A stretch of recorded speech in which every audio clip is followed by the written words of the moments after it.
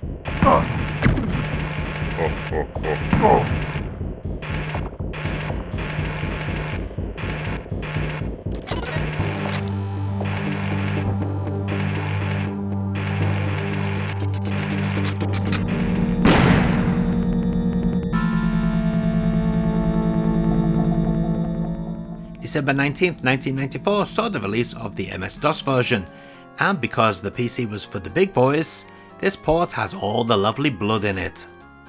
Well, maybe not that much, but enough that you will notice it. As you can see, this version looks much more colourful than the SNES original, and also runs at a high resolution. Gameplay is just as snappy as the SNES version, although you wouldn't know it by looking at my game playing skills right here. To be fair though, I am playing this with keyboard controls, which I absolutely hate. But if I had to choose between this and the SNES version, with both versions using a controller, it would have to be this PC version, even if the audio kinda pales in comparison.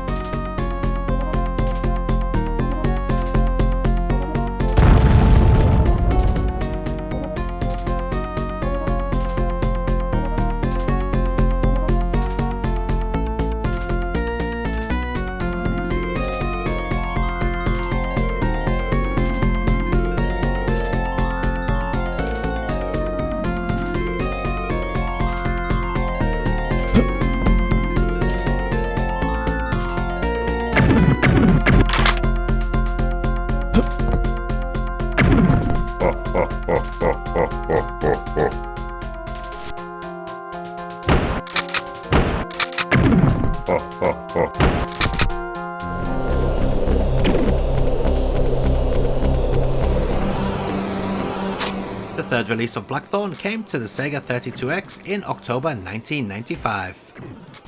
This port was handled by Paradox Development, who were very nice and added a 5th area, the Snowy Mountains, which is not found in other versions of the game. Sadly, they weren't nice enough to make a good playing port. Okay, maybe that's a bit too harsh, but compared to the DOS and SNES versions, this feels kinda sluggish. I also don't like the pre-rendered graphics either. They look far worse than the hand-drawn sprites of the two versions we've seen so far. Something else I don't like is the audio. It's weak, tinny, and missing any oomph.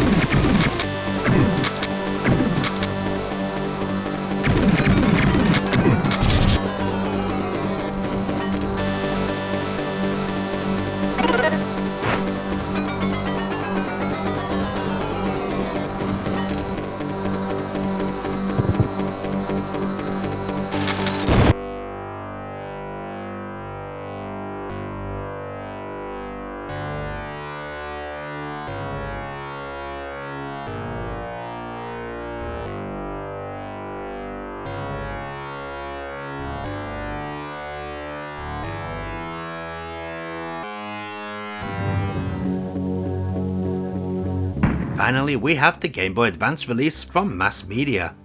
This version hit the stores first in the US on September 19th, 2003, then a week later in Europe. As to be expected, this is a port of the SNES version, along with garish colours and downgraded audio. Thankfully, the audio isn't downgraded too much. One thing you will notice about this version is how zoomed in it is. This causes the screen to scroll up and down in areas where it wouldn't normally do so. This doesn't really affect the gameplay though.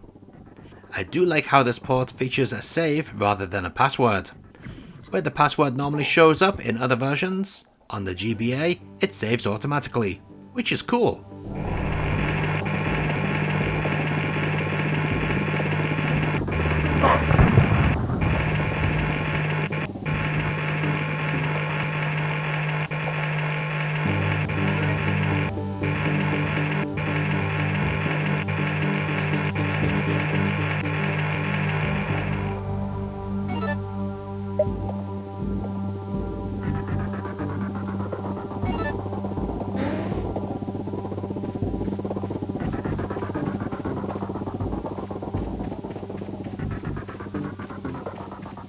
And let's take a look at all those versions of Blackthorne running side by side.